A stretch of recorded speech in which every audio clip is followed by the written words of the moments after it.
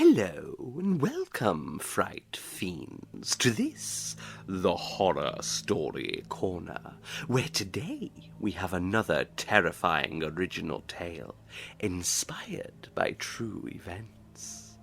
It's a frightening fable centering on a doomed protagonist who, knowing his fate, scribbles his final words upon sheets of paper. Sheets that, when read, may lead the reader straight into the bowels of the Horror Story Corner. Be careful what you go looking for in the woods, everyone. It may just find you. I hope you enjoy. And all fell silent. To the reader, if you are a relation or a friend, then you know who I am. If not, then you needn't know details as specific as my full name. If you wish to know this, a simple search into the history of these premises should service your needs, and hopefully, should you reach the end of this account, you will have some clarity regarding why it was written. But to acquaint us prior to starting, you may use the name Adam. Whether you choose to believe all that I am to set down is of no great consequence to me. I simply find a small comfort in the idea that someone else may hold knowledge of the events I am about to relate. If what I believe to be happening is true, then everyone else involved is either dead or soon to be so. My time is waning fast, and as I write I wonder if I'm not already too late to record my account fully. However, based on the timings and the events from the 2 previous visitations, I think I should be able to make it to the last word.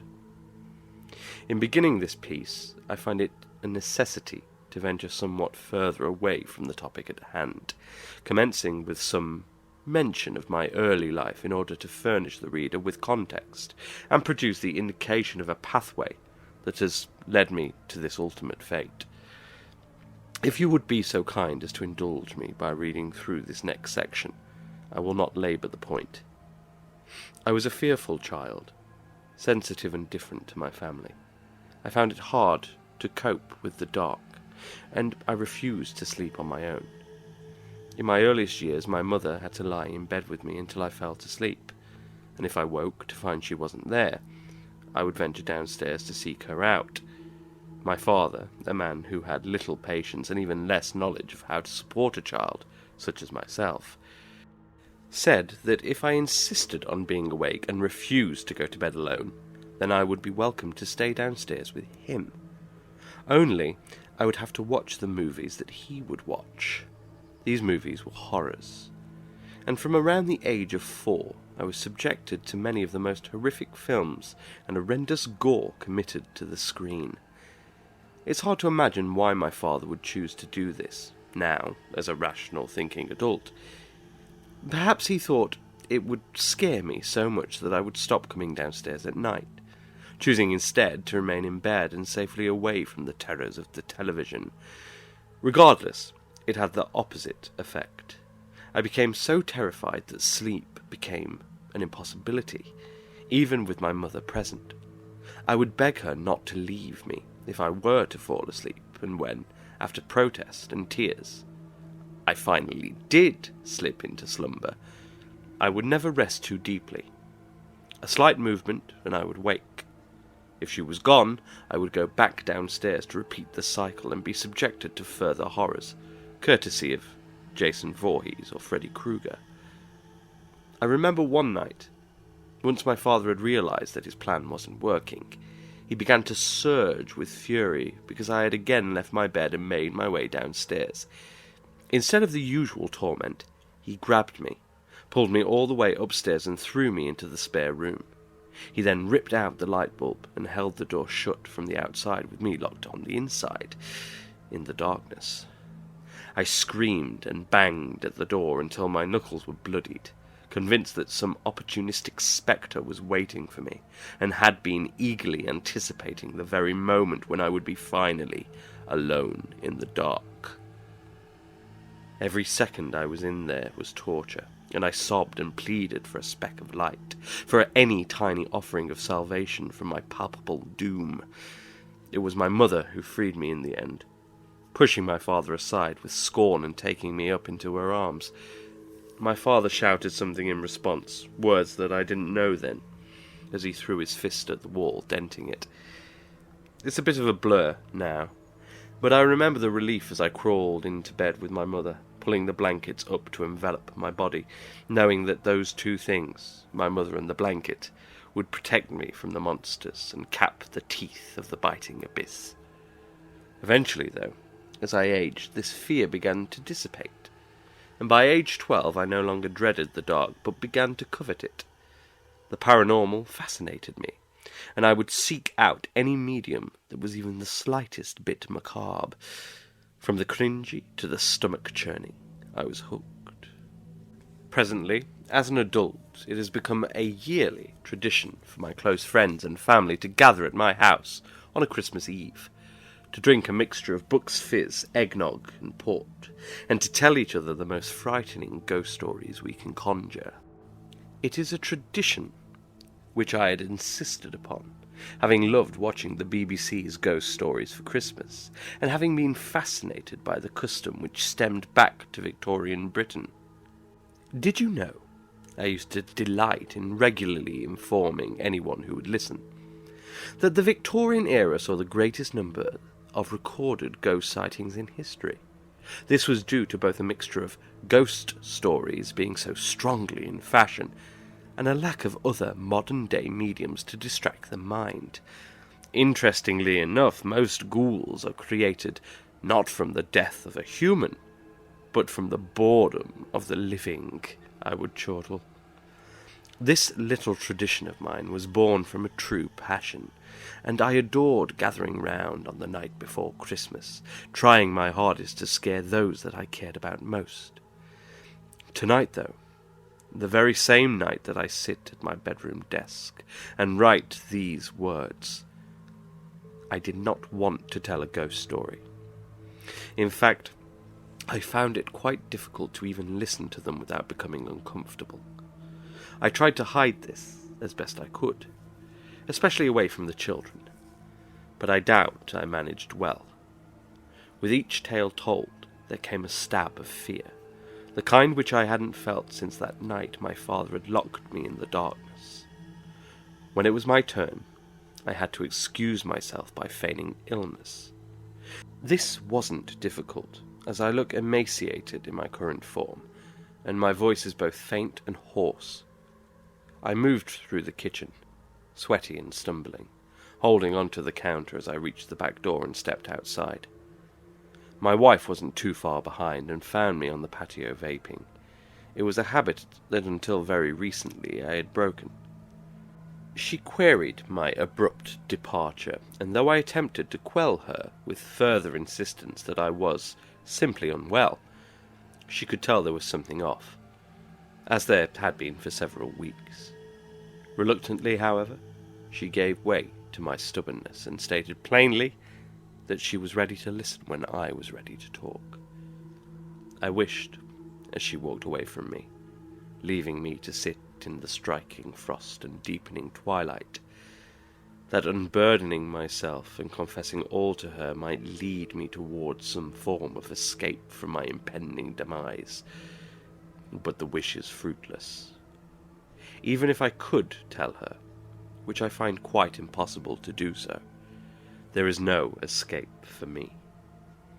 So instead, I took a small solace in restricting my love from having to endure the terrible truth.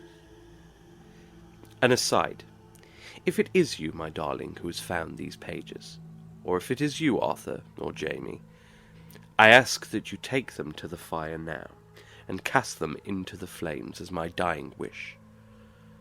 Whilst it may have given me some comfort in life for you to know what was happening to me, there is no consolation in death. And now, I do not wish to ever remove the veneer of safety that curtains and obscures the true horrors lurking just out of sight, behind the whisper-thick veil of reality. I have seen the beyond, and I am beyond regretful for ever wanting to. Still, my family were perceptive, and it was hard to pass the remainder of the evening without constant questioning.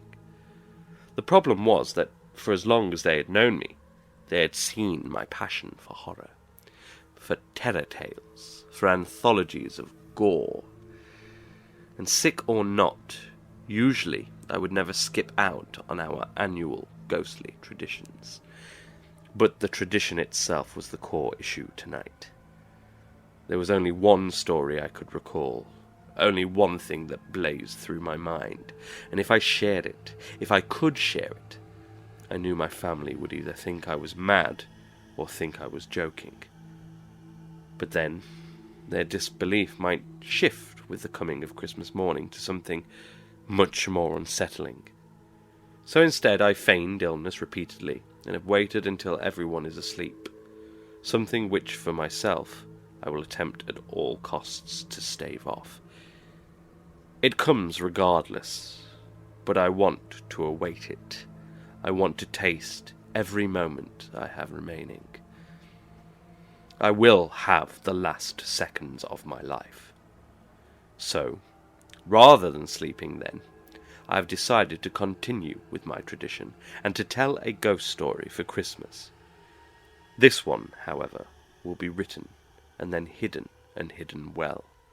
Hidden so that the years of dust may gather upon the long-dried ink. Or, tomorrow morning I will find it out myself, laugh at my hysteria from the night before, and destroy it. If you are reading this, though, it is almost certain that I am dead. With that established, I will start my ghost story with Pluckley, a village and civil parish in the Ashford district of Kent, which is in the south-east. There isn't much to it, really. A few country lanes, some old farming buildings and agricultural land, an empty space where the once proud Surrendon House stood, an outdoor tennis court that was out of use and chained up whilst I was there, several houses that the general population couldn't afford, the Black Horse Country Restaurant, and that was it. There were no shops, no attractions, other than a minute playground, which was, in fact, just an empty field with a pair of goalposts dug into the ground. And, as I found out, there were also very few places to spend the night. This was a shame for me in the autumn of last year, as I had desperately wished to stay in Pluckley for Halloween. Instead, I had to settle for a place a few miles out of the village. I wished to stay because, whilst the village was dull and lifeless to the casual passer-by, I was aware of its history. More specifically, its place on the list of Guinness World Records for the most haunted town in Britain, apparently home to at least 12 different spirits, and, regardless of my inconveniently located accommodation, I was eager to find out if the place would live up to its reputation. Unfortunately, it was a disappointment. The problem was that most of the residents of the place were old and had no tolerance for ghost stories. I imagined naff Halloween decorations, autumnal-themed coffees in independent coffee shops, carved pumpkins lining the streets, and tour guides delivering the terrifying history of the place. None of this was present. It turned out that the people of the place found all things horror displeasing, and would not talk to visitors at all, around that time of year. It became clear very quickly from my dinner at the Black Horse, to the few stolen conversations I did manage to have, that I and every other visitor was a nuisance, and villagers wished rid of us.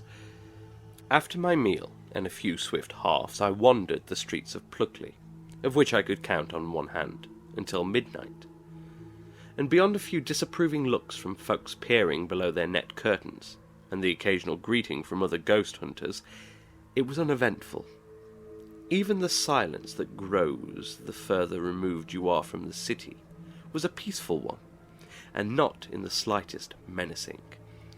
I cursed the fact that I couldn't stay in one of the 2 local hotels. Halloween had been booked for over a year before I had started planning. One of those hotels was purported to be haunted by one of the 12 spirits of Pluckley, and had I managed to make a reservation there, I may have had more luck. I could have certainly kept an all-night visual. However, for me it was a boring night, and about as frightening as a wander down Sesame Street. The only redeeming feature was that, due to its location, away from any type of light pollution, and the oddly clear sky for that time of year, the stars were plentiful and magnificent. Thanks to this, I remember returning to my lodge unsated, but not entirely displeased. The next morning, I got my things and returned home, vowing that the next Halloween, the Halloween that has just passed, would be much more eventful. Sadly, I kept that vow.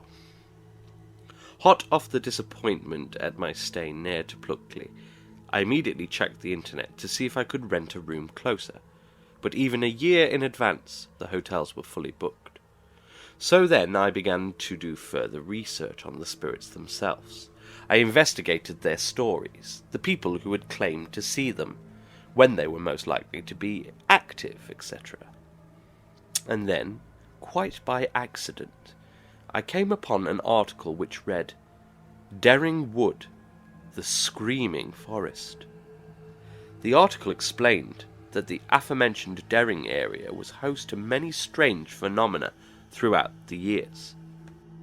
Locals described it as a treacherous and cursed land, reporting that they regularly heard screaming coming from the woods, saw strange lights high above the lining of the trees, and spoke of shadows that would stalk dog walkers. It was believed to be haunted by the souls of those who had become lost and succumbed to starvation. Several other sources referenced an 18th century soldier who had taken to the woods to commit suicide, and stated that the initial hauntings began shortly afterwards. Interestingly, the woods were host to further unexplained events, which occurred much more recently. On the 31st of October 1948, 20 people were found dead. Their bodies, all face down, formed a perfect circle. And whilst the event was put down to cult activity and joint suicide, cause of death was never clearly determined. Exactly 50 years later, on the 31st of October 1998, 4 students who set out to camp in the woods disappeared, never to be seen again. And on the same date in 2008, a naked man, covered from head to toe in blood, was seen coming out from the woods and heading towards the village of Pluckley. Many locals state that they saw the same man walking from house to house and knocking on each of the doors. He was last seen entering a building through an open window on Smarden Road. The next morning, a man and wife and their 3 children were found dead. Again, the exact cause of death could not be pinpointed. Reading all this set my pulse racing, and I instantly sought out my wife and told her everything. I said that I intended to camp in the woods on Halloween night, and asked if she wished to join me. The answer was as I had expected, for whilst my dearest Lucy enjoys horror, she does not care to seek out the paranormal, like I do. The year passed, and there were many standard life events, and the usual highs and lows that come from living. None of these are relevant, however, so I will skip ahead to the day I stayed in Derring Wood. I arrived early on, wanting to secure a place deep and solitary, but also somewhere comfortable to spend the night. As citing paranormal events and exploring them was a passion of mine, and cataloguing them really wasn't, I had no specialist equipment with me other than camping gear. However, I had recently been bought a new mobile phone, which had a good camera. I decided, should there be any screaming or strange sights, I would record them on that, if only to revisit the event myself or share it with my family. I wish I could tell you at this juncture just how beautiful and untouched the ancient woodland looked, but as I arrived it was apparent that I wouldn't be alone, soaking in the beauty of the natural world. By the entrance to the woods were many cars and people with backpacks that, assumedly, had the same idea as me. And try as I might, no matter how deeply I ventured into the woods, I could find nowhere picturesque to make camp that didn't already have several tents set up. Eventually I stopped looking for seclusion and decided instead to choose the area most even and comfortable. Having finally found a good-sized clearing that suited, I placed down my gear and began to set up. Trying to build the tent, even though I had practiced several times in my garden, was embarrassing with onlookers. It was as though the simple action of them watching made the whole task become almost impossible. They observed me closely, failing to peg it into the ground, and there were visible smirks as my tent attempted to fly away in a momentary lapse of attention. I persevered, but my perseverance yielded no results. Thankfully, that's when Art came over. He was older than me by about 10 years, but he had a kind face and a comforting tone to his voice. I imagined that he would have a very strong square jaw if it wasn't buried in the white forestry that began and jutted out in every direction from below his nose. He was friendly and pleasant, and I took a liking to him very quickly. "Need a hand?" he asked, and I just nodded, defeated. He smiled. "It's okay. There's a knack to it. Takes a few goes to get used to." I didn't tell him that I'd already attempted it several times at home. Within minutes, Art had the tent up, and I was both impressed and a little embarrassed by how effortless he had made it seem. "Well, looks like you have the knack," I said, gently patting him on the shoulder. "Ah, me? I was as bad as you once upon a time. But I've taken the wife enough now. She loves the outdoors. I don't really. But you do it for the ones you love, don't you?" I nodded. "Is she here with you now?" "No, sir," he said. "Just me. Couldn't talk her into it. Not even by trying to sell all of this beautiful nature. Although, I know a couple of people that have set up in this clearing." "If not for nature, then," I started. "Why am I here?" "Well, same reason as you, I should suppose. It's Halloween, I've heard the stories, I was curious. Couldn't convince the wife to come on a ghost hunt. Thought it was a waste of time." "Do you think there's any truth to it?" I asked. "Gotta be some," he replied. "In the papers, isn't it? The grisly bits and the missing people. Well, that's fact. No denying it. As for the paranormal stuff, I reckon there's been enough witnesses over the years." He paused for a moment, and then added with a wink, "Who knows? If we're lucky, we might be witnesses ourselves tonight." I stayed in Art's company for several hours. He was easy to talk to, and although our age difference wasn't huge, there was something of a father figure in him. He didn't remind me of the fat, short, balding man that had raised me, but there was just some innate calmness that put me at ease and was magnetic. He introduced me to some of the others in the group, and then we opened a couple of beers together. We found, as we spoke more, that we had many passions in common, and before I retired to my tent, to get a few hours' rest, which would enable me to stay alert into the small hours, we exchanged numbers, and I promised to share a few more beers whilst fishing in the future. It didn't take me long to fall asleep, once I had shut out the lazy afternoon sun, but it was an odd one. Almost like 1 minute, consciousness was fully with me, and the next it was snatched away. But within the nothingness that followed, there were flickers of hot, crackling static which kept me from fully sinking. In the darkness, lit only occasionally by the flickering, I thought I saw a face, mouthing something to me, trying to scream. It looked weak, and I felt that I recognized it. It had a death-like pallor and deeply sunken eyes, almost corpse-like, and I think it was uttering some kind of warning. When I awoke, it was with a start, but I couldn't exactly reason or understand why. I checked my phone and found it was dead. This was strange, as I had ensured it was fully charged before I set out for the day. I took out my spare battery and plugged my phone into it, but after waiting for a few minutes, I found that it too was out of charge. So, leaving my phone where it was, I unzipped the tent and peered out. It was dark, but there was enough of a glow from the moon and brilliant sky of stars that most objects and silhouettes of the people were discernible. I thought I could make out the shape of Art, a lumberjack of a man in size and stature. He was stood furthest away and facing into the empty woodland before him. As I removed myself from the tent, I was struck by the biting chill taken on by the air. Reaching back inside, I seized a thick jacket, and then approached someone who was stood close by. "What are we staring at?" I inquired, but I was met with a shush. I felt a spike of annoyance in my gut, and was about to attempt to ask again more forcefully when I heard it. Off in the direction that they were all facing, there was a quiet but definite screaming. It ceased momentarily before beginning anew. It repeated this way in a semi-regular rhythm. My body became alive, filled with a concoction of curiosity, fear, and overwhelming excitement.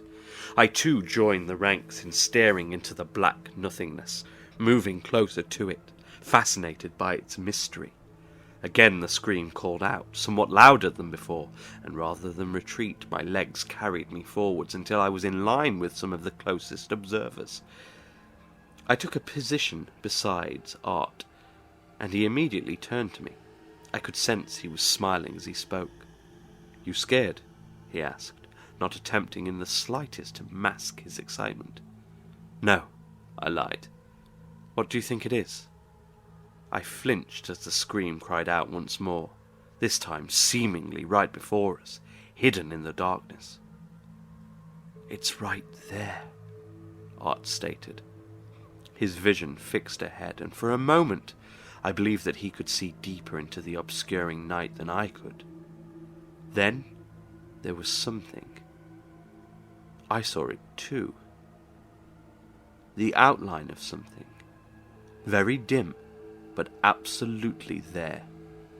At first, I caught sight of its edges only briefly, but as it moved closer towards us, it took on a more definite shape.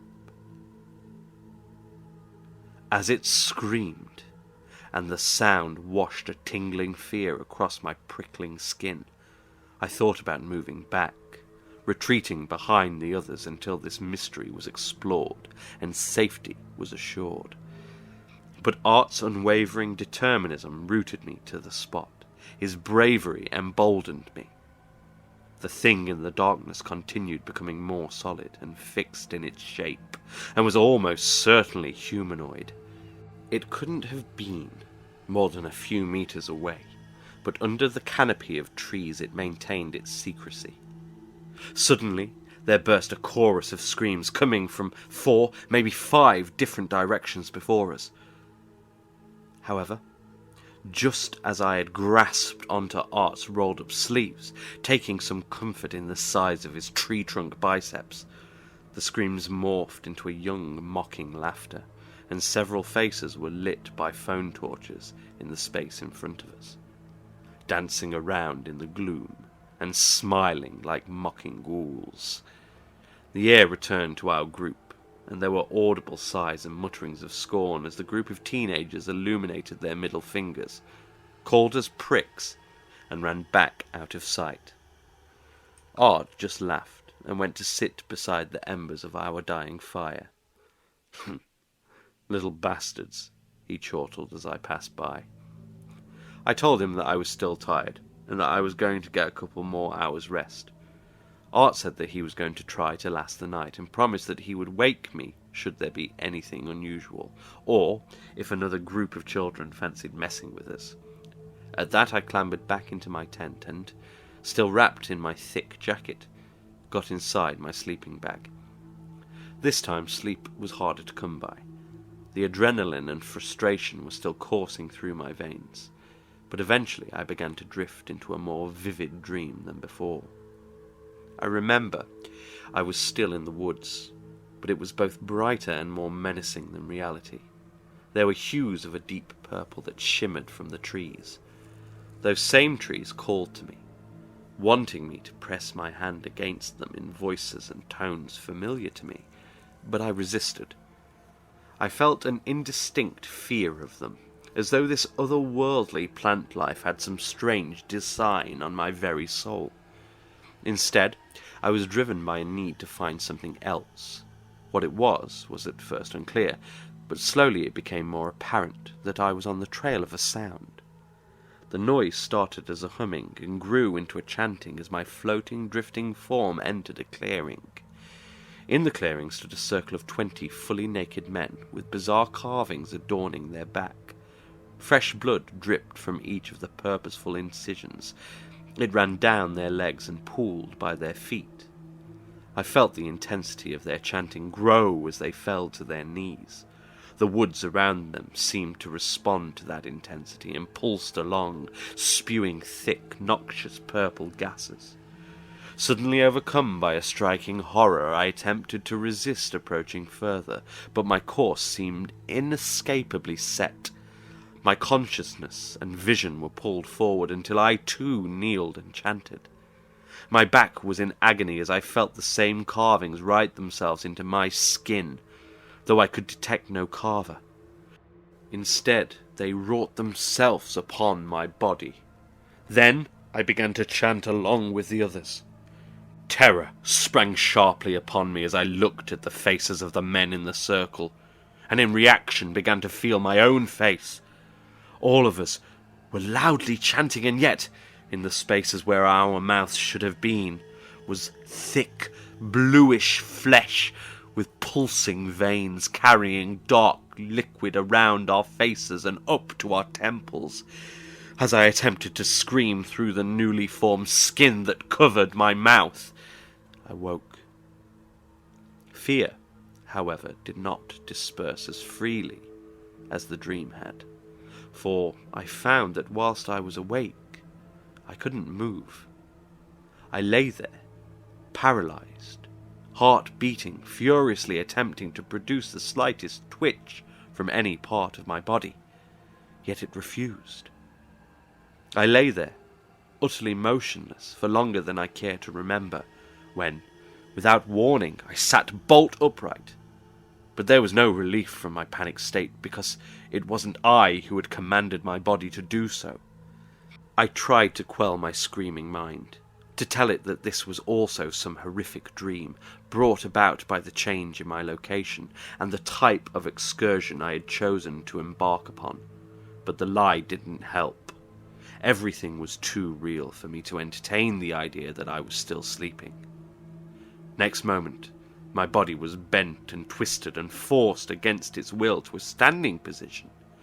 I felt a terrible aching as my hand contorted before me, bones rubbing agonizingly against one another until my fingers reached a state in which they could pull down the zipper to my tent. Then I lurched forward into the night, feeling nothing of the biting cold from before, but noticing that everyone who had camped around me were now stood in a circle with one space, awaiting its final member. Their faces were all drooping and expressionless, paralysed like mine, but as I caught the eyes of several of them, including Art, I saw they shared my terror. Once I had joined the ranks, nothing happened for several minutes, and I just hung there, suspended by some preternatural force, unable to do anything else. Slowly, I felt things crawl their way along my head, from the base of my skull to the commencement of my forehead. They were numerous and long, yet gentle, and not unlike fingers. I got the impression, rather than the physical sensation, that they were slimy. They carefully and softly pulled my head back until I was able to see it, floating above. What I'm about to describe would have been harder to do so if this was my only sighting. However, having seen this terrible ghoul very recently, I can be more accurate. I cannot be exact, though, as for some reason the thing seems to obscure some aspects of itself from memory as soon as it is no longer seen. And what is terribly unpleasant is that I am convinced that the parts it obscures are the very worst of its visage. But as to what I can remember, I shall record here. Its skin is like tattered linen, ripped and thin. All of its limbs are much the same way, and they are numerous, moving with a soft sway, almost as if carried on some supernatural wind. The head is spherical to some degree, but leaks out behind itself and drips away like liquid. The eyes swirl and move, and sometimes become other features upon the face that I can't compare to any other facial features, human or animal. Wires adorn the top of its head, thick black ones that slick back in one moment and stand upon end in another. The rest is hard to place and eludes me. But there is no mouth upon the thing. That is definite. There is never a mouth. Seeing the thing was dreadful, and it held my gaze upon it until I was almost driven mad, and then I felt something painfully rise from my stomach. At first I thought that I was going to be sick, but as it exited I realized instead that I began to scream. I was screaming. Again, it was against my will, forced, the intensity of the scream seeming to double from one moment to the next. I heard everyone around me screaming too. I screamed until my temples throbbed and my throat felt torn and bloodied. The thing seemed to revel in it, dancing slowly on that same preternatural breeze that encircled it. Then it struck me. We were in the screaming forest, and all together we were screaming. Could this have been the mystery? Could this have been the screaming? Then a darker thought followed. Is this what happened to those that were found dead in the woods? Not long after, all thoughts started to fade in the exhaustion of having my screams ripped out of my mouth, and before long, consciousness was gone completely. When I awoke, I was back inside my tent, with the light of a brand new day peeping in through a small gap at the top of the zippered entrance. My body was heavy, tired, as though worn out, and my throat was painful, scratchy. I coughed to clear it, and was met by a stabbing pain that sent my hands clutching towards my neck. As the pain subsided, I felt around for my backpack and withdrew a bottle of mineral water. The coolness of it eased the pain somewhat, and I managed to choke down some paracetamols. Slowly, I sat and felt woozy. Pieces of the odd dream from the night before then started to return. I remembered seeing the creature suspended in the air, and us below in a circle, a sacrificial circle, waiting to be feasted upon. I remembered screaming and wondered if I had called out in the night. I wondered if that was what had made my throat so sore. I tried to check the time on my phone, forgetting that it was dead, and after failing, I decided to check in with the others in the clearing. However, when I emerged from my tent, which was laborious and accompanied by more pain, and once my eyes had adjusted to the brilliant light, I noticed that all of the tents were gone. Only Art remained, sat beside a tall backpack, poking at the ashes of the long extinguished fire with a forked stick. "Morning! Morning, Art!" I tried to call, but little more than a whisper could force its way out, and that alone cut like I had swallowed fiberglass. I moved over to him. He turned towards me, large and smiling, but in a way that seemed dimmed in comparison to the day before. He was rubbing at his neck. "Slept through, I guess. Did I miss anything?" I managed to ask. Art's face grew stern, and I noticed something in his eyes that struck me as alarm. "You dreamed last night?" he asked, turning to look straight ahead of himself, into the trees and nothingness. His voice was hoarse. "Yeah, that freaky one. Something in the sky." "Yeah," Art stated, and then let the silence speak for some time. They all did. Then they left. I did too, of course. I could see it was hurting Art to speak. Same dream. All of us. Kind of makes you get to thinking that maybe it wasn't a dream. I felt an icy stab in my stomach. I waited here for you to wake, Art continued, lowering his eyes. But I reckon we should both leave now.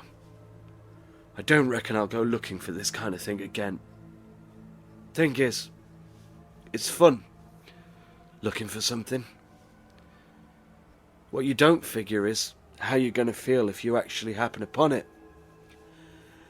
You don't think about how it might change you.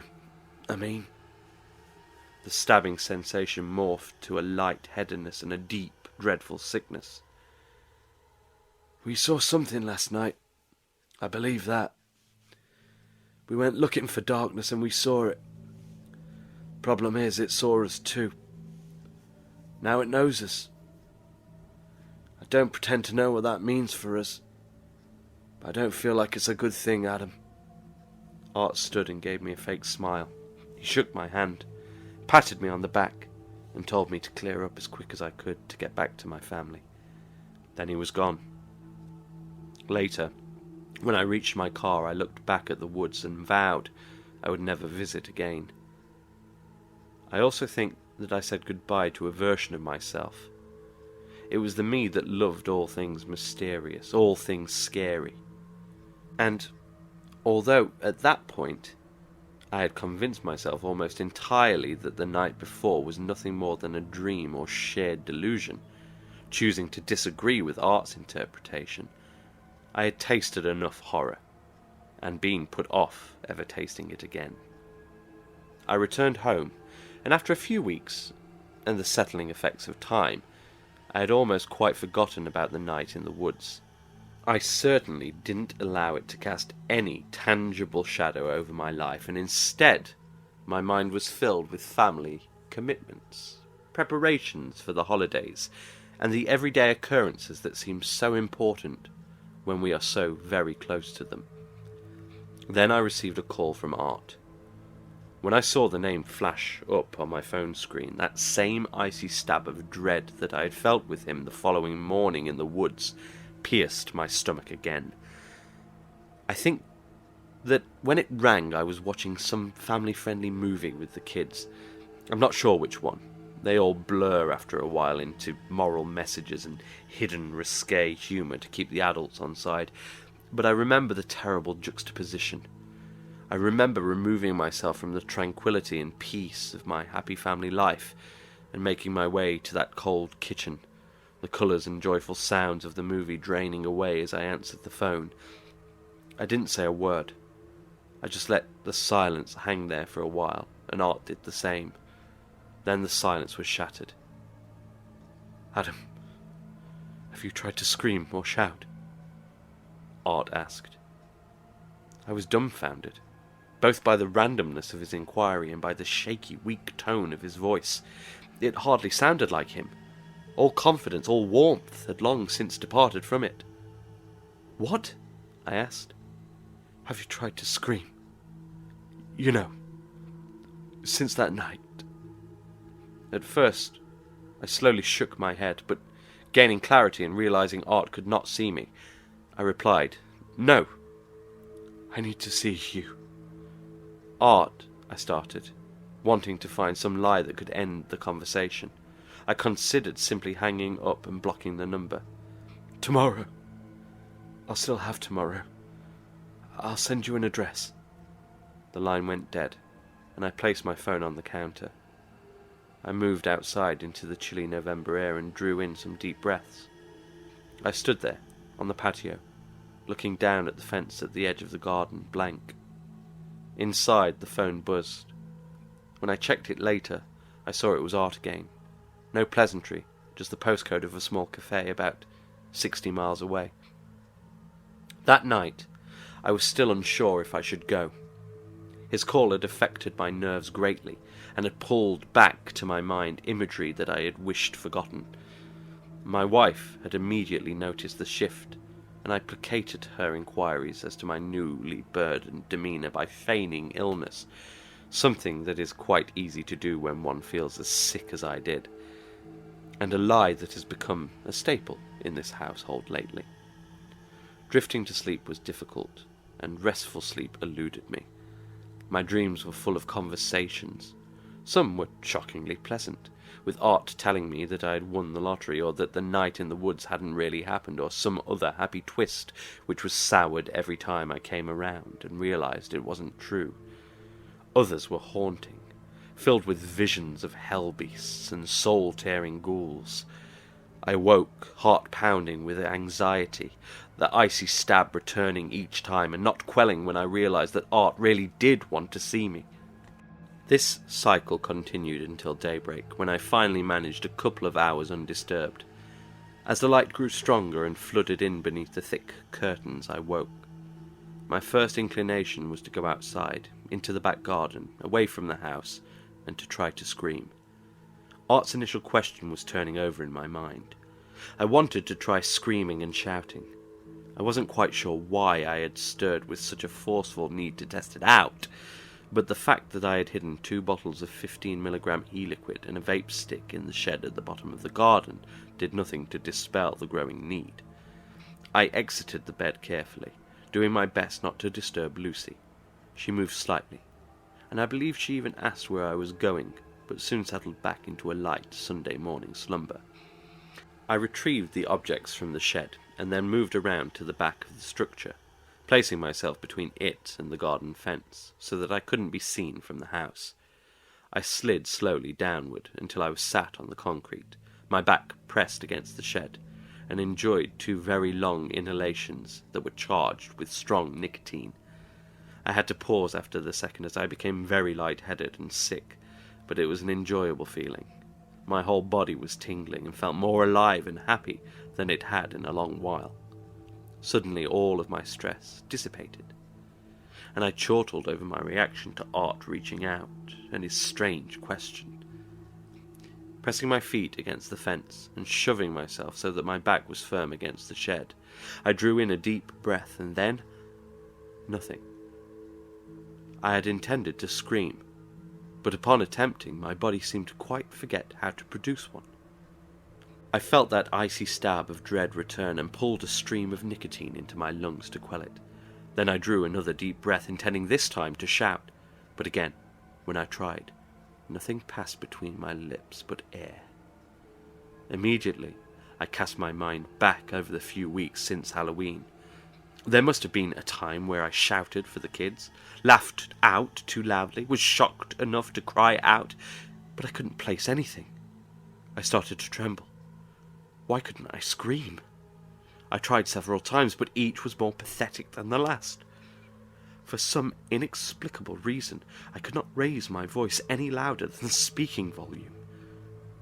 I began to hyperventilate and draw down on the vape stick so hard that I retched and almost passed out. Then my mind turned back to that black sky, that mouthless figure hanging and bobbing in the air, just close enough to make out its featureless features, the waving limbs reaching and swaying downwards towards us, and our screams in unison being pulled from our bodies. Had it taken them? Hours later, I was sat in a dingy little cafe on the outskirts of Manchester. The Pit Stop, it was called. The windows had metal bars on the outside and were clouded yellow with years of grease accumulating on their panes. The woman behind the counter, probably around 50, looked decaying and haggard, and had a deep voice that told of too many cigarettes. I had ordered a coffee, but had let it go cool without taking a sip. I was too on edge, turning over possible scenarios in my mind, wondering what it was that Art wanted to discuss, wondering why he had called me, of all people. He had known others there. Some of them he seemed to know well, so why reach out to me? The door of the cafe had an annoying, high-pitched beeping alarm every time it was opened, to rouse the attention of the woman who would, when nobody was at the counter, disappear behind hanging strings of beads that obscured what I assumed to be a pretty grim-looking kitchen. Each time the alarm sounded, I jumped and cast my vision eagerly towards the door, and eventually, after several false starts, he entered. At first, I almost didn't recognize him. It had only been a few weeks since we had met, but the time between had changed him greatly. What was a friendly but formidable in stature man had transformed into something bent, weakened, and tired-looking. He had aged years since I had last seen him, and the kindly smile had been replaced by something quite different. His cheeks and eye sockets seemed sunken, and he wore some unknown burden heavy around his shoulders. He shuffled towards my table, feigning a slight smirk when he caught my eye, and sat labouredly with a great deep sigh. Over the phone, I had thought there was a weak and crackling signal, but now I understood that was just the alterations to his voice. "You try it, then?" he asked, eyeing me from somewhere buried beneath the piles of dark bags. "Try it?" I queried, half knowing to what he was referring. "Yes. Did you try to scream?" The words sent a pulse through my body, a throb of indistinct fear. "Art, are you okay?" I tried. "You're worrying me a little." "Sorry, Adam. I really am." And I saw his features soften, sadden. "But the truth is you ought to be worried. More than that, even, I fear. All of us should be worried. I certainly am." Did you try to shout? Did you try to scream? He pressed harder. "Yes," I relented. "I went into the garden and tried it." And I couldn't do it. I just had nothing, no force in my lungs when I tried. I couldn't raise my voice above the speaking volume. But you knew that, didn't you, Art? Otherwise you wouldn't have asked. His vision was fixed on my coffee cup. You knew, didn't you? What's going on, Art? Why do you want me to come out here? "Your coffee's gone cold," he stated, almost in a mesmerized manner before looking back up at me. "You want another one? Can't say that I'll join you. I've quite gone off eating and drinking of late." What's going on, Art? My voice took on a desperate note, and whilst I could see that Art didn't intend to torture me, he was finding it hard to put the words of what he wanted to say together. "Okay, Adam. Here's what you're going to do. I've been thinking about this, and I've pieced it all together and made sense of it in my own head. But I ain't said it aloud to anyone yet. Not in its entirety. You're the first one I'm warning. Won't be the last today, but I reckon that if you stop to ask me a question, I ain't going to be able to start again. So once I do start telling you, I need you to not interrupt me. At least not until I'm finished. What I'm going to tell you is fantastic, and seeing how you probably ain't got no proof yet, you'll likely dismiss it. You'll certainly think it sounds absurd, but I need you to just save that. Once I'm done, you can call me mad or comment how you like, okay?" He stared at me, and I could swear that I have never seen a look so absolutely serious and in need of an answer as this one. So I very swiftly acquiesced, even though in actuality I dreaded hearing what he was about to say.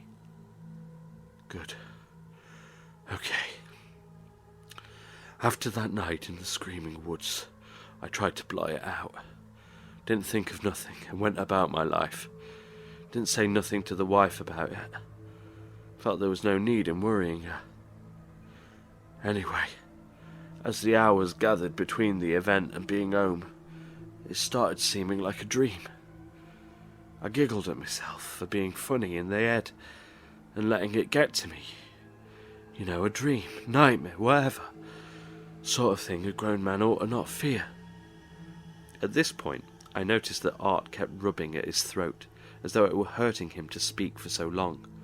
I wanted to ask him if he needed a water, but chose to let him continue undisturbed. "Second day after getting back, I was in my workshop, putting together something small for the kitchen, when I struck my thumb hard with a hammer blow. But though I tried to call out bloody murder, I couldn't raise my voice. I'll tell you, Adam, pain hurts a hell of a lot more when you can't scream or swear about it. I tried several times after that, but nothing. Just like you. I couldn't raise my voice louder than I'm talking right now. I booked in to see the doctor about it. She thought I must have strained it out in the woods. Maybe I'd called out in a nightmare or something. But the darndest thing, the good old doc couldn't see a thing wrong with my throat, even though I was in a lot of pain from it. Still, she ordered up a litter of tests to be safe. Suggested it might be psychological, though.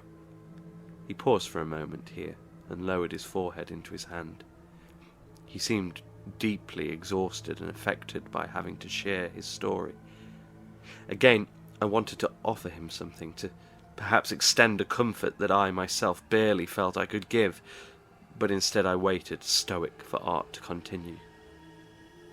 Then, he said, lifting his pale eyes again. Then it was the 6th day, and I heard from another one of the lads in the clearing. I don't think you spoke to him, Reg, but he was there with us, and he saw what we all saw. He called me on the phone on that 6th day, and he was rambling. He sounded different, so I wasn't quite sure who it was at first. He was spitting out warnings about demons and soul-suckers hunting him down. He kept repeating that he was a dead man, over and over. Then he hung up. I tried to call him back, but there was no answer. Eventually I gave up. Didn't know him too well, just an acquaintance, you see. But I resolved to call him the next day, once he'd had a chance to calm down from whatever it was that upset him. But the thing is, when I rang him the next morning, he didn't answer. His wife did, and she was in hysterics. Eventually, she hung up on me too, but I'd heard enough to know Reg was dead. I felt my heart sink, and my hands began to tingle. Someone who was out in the woods with us was dead. What did this mean? Why was Art telling me this? Was I in danger somehow? I began to feel a little faint, and Art must have noticed, as he asked if I was feeling okay.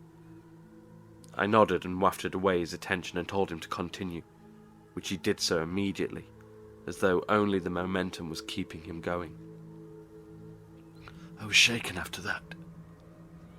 Rang around the few others I knew from the clearing. There was 20 of us there, Adam, including me and you. I know. I counted. 18 men and 2 women. I had the numbers of 5. On my 3rd call, Doug, he told me that Reg had died, and I told him I knew. Then he said it was strange that both Reg and Dick, another one from the clearing, should both die so close together, and that he didn't understand it. He was in denial, though. Put it down to circumstance, and when I mentioned the thing in the sky, he said he had to go. But that was 2 of them. Both dead. Then I started to do some digging about them woods, and about those mysterious occult deaths and disappearances. Nothing matched, though. There was nothing about people going home and dying off one by one. Although I wondered, what if there were previous deaths? What if they were so natural looking that no one linked them to the woods? What if they saw something there, like we did, but for some unknown reason they didn't or couldn't tell anyone else? Maybe there was some force that made people miss the link, forget the link, accept it as natural when it's anything but. You know, Adam, it's mighty bizarre, but even after everything I've been through, and I'll get to that in a minute, even after it all, there's something in my head telling me it's a dream, that I'm mad, that I ain't got nothing to worry about, and I think it's that thing, that accursed beast from the forest whispering to me, hypnotising me, stopping me from kicking up a fuss. I could tell that Art wanted to shout at this point. His eyes started to turn bloodshot, and he tightened his fists, but he physically couldn't, and this made his face flush red in anger. 9 days later, a good friend of mine dies. He was in the woods that night too. His son rings to tell me he went peacefully in his sleep. 3, at least 3 dead. Though I reckon it was probably more by this point. Then 2 nights ago, I get into bed, and I find it mighty hard to sleep, haunted by what I know might be coming. I do, eventually though, begin to drift away, and I get this horrible sensation, this terrible feeling of being watched, and then I find I can barely move, like I'm trudging through sludge and near paralysed. I have enough strength in me, though, to open my eyes and look down to the foot of my bed. There it is, up close, the thing from the woods. Its swirling, undefined shape, stretching out into hideous proportions and positions before me. I can't scream and I can't shout because it's took that away from me, and the thickness of the room makes pulling in my breath hard. I say my wife's name, but she doesn't even stir. I feel tears streaming down my face, and then the room begins to vibrate with a sound I ain't never heard before. But I know exactly what it is. It's thousands of voices, all screaming at once, deafening me, turning my tears into blood. Then its thick, torn fabric-like arms wrap around me, and I feel so weak, like something is being drained from me, like my life, my remaining years are being stolen, melting, and I feel older, tired, so tired. Arthur sighed and dropped his head into his hands, but he carried on.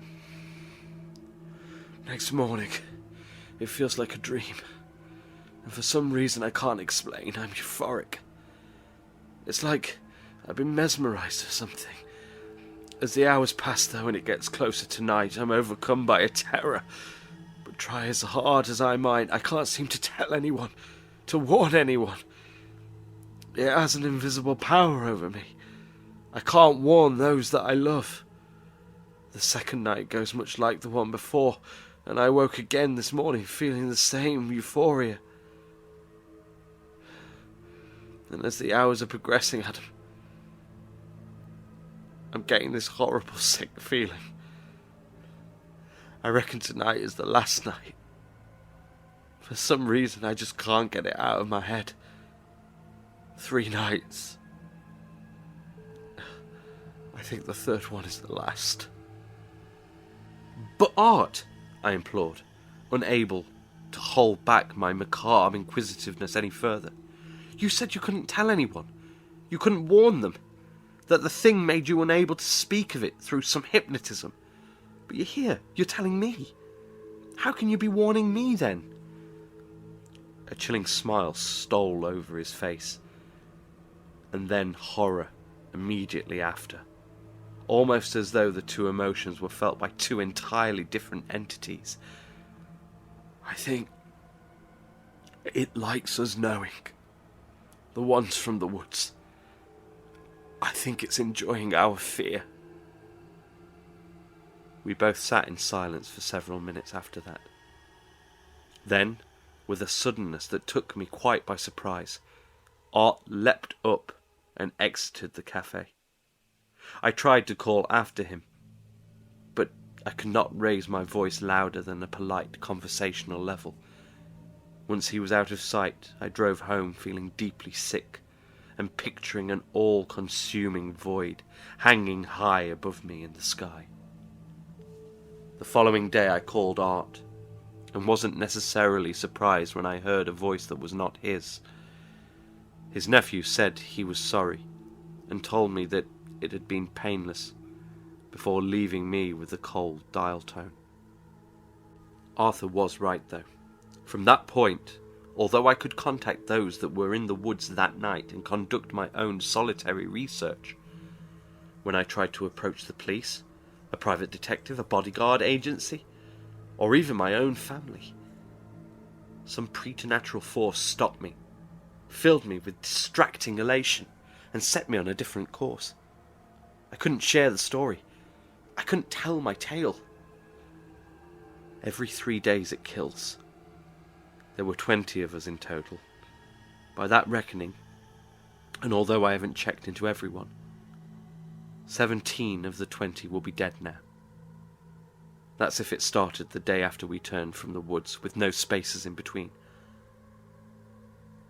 That also means that 2 are left after me. And I died today, on Christmas Eve. 54 days after we all saw it. None of us will make it to the new year. I've seen it twice, just like Arthur. And just like him, I somehow know that tonight is my end. The terrifying thing is this. It didn't steal our screams to stop us summoning help when it comes for us. No. In fact, after shaking my wife repeatedly on the second night, when momentarily free from its lulling paralysis, I found her in quite the comatose state, unable to be roused. And so I meditated on the why for some time, and I believe I have now happened upon the answer. When we are scared, screaming is an outlet, a way to cast out that fear and in some small way alleviate it. By removing our ability to scream, our capacity to call out, it removed our outlet for quelling our horror, and I think it feeds upon that feeling.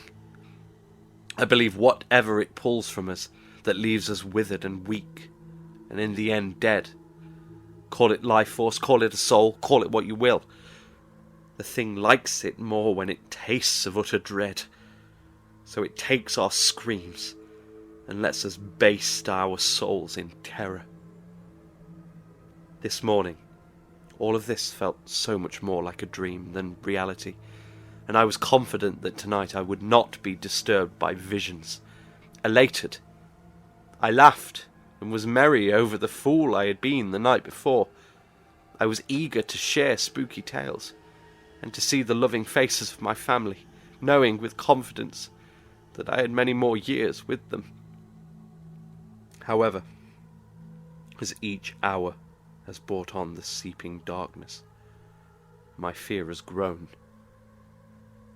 I am quite surprised I am able to write this down at all, for until this very moment I have been unable to share a word of this creature's existence with anyone outside of the 20 men and women who are with me in that accursed wood. Although I feel as though the thing finds amusement in this act of letter writing.